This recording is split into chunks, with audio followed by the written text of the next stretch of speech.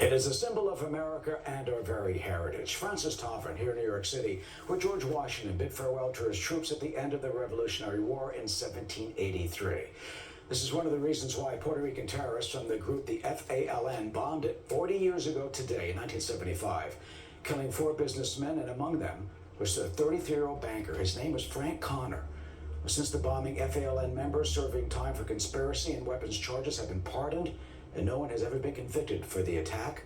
Frank Connor's son, Joe Connor, was 9 years old when his father was killed on that date and joins us now. Joe, first our condolences and sympathies and prayers for your family on this day. Thank you so much, Eric, and thanks for having me here and giving my father a voice. Of course. What voice would that be, and what would he say, and what do you say as you look back to what happened? Well, he was killed we were celebrating my 9th birthday and my brother's 11th birthday that night, and he was a family guy. He just wanted to be home with his family, and the FALN were his executioners, his judge, jury, and his executioners, and they took it upon themselves to go and plant a bomb and kill him.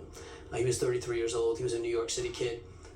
He got a job at the bank. His mom was in the facilities at the bank where he worked, and she got him a job there so he wouldn't become a cop or a fireman. He'd have a safe job. So little did he know that that day he went for lunch and he was murdered.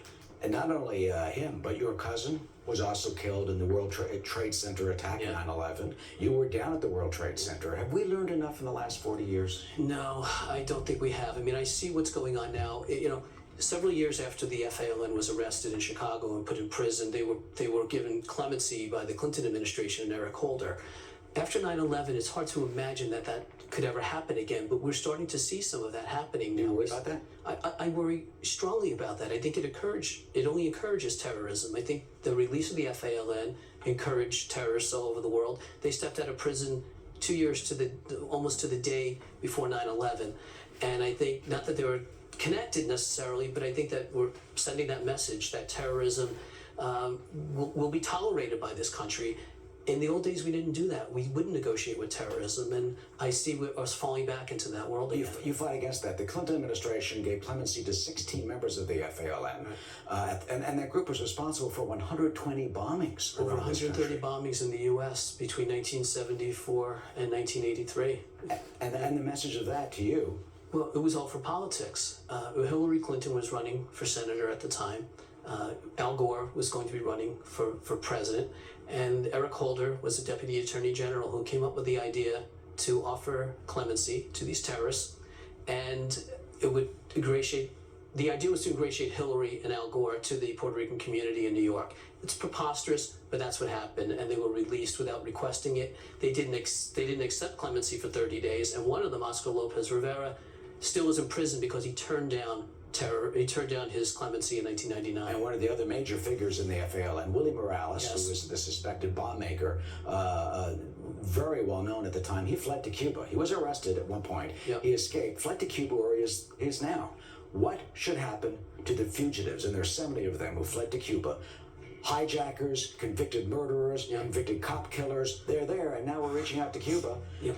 Do you wait to see the day when Willie Morales is in federal court? Think that'll happen? William Morales should never go to federal court. He's been convicted already. He should be put right back in prison. The return of these fugitives should be conditioned, or our normalization with Cuba needs to be conditioned on the return of these terrorists. We're talking about taking Cuba off the terror watch list when we allow Cuba to harbor terrorists. Joanne Chesimard, Victor Garena, William Morales, the list goes on. And there should be no connection to Cuba anymore until we get these people back. I've been fighting for William Morales' return since the early 1990s, and now we have the ability to do it, and it's time we did. Joe Connor, thank you for coming in. Thank you, Eric. Again, thank you for your strong message of lessons learned and sadly lessons not learned over the last 40 years. Thanks for giving my father a voice. Absolutely. And at Fox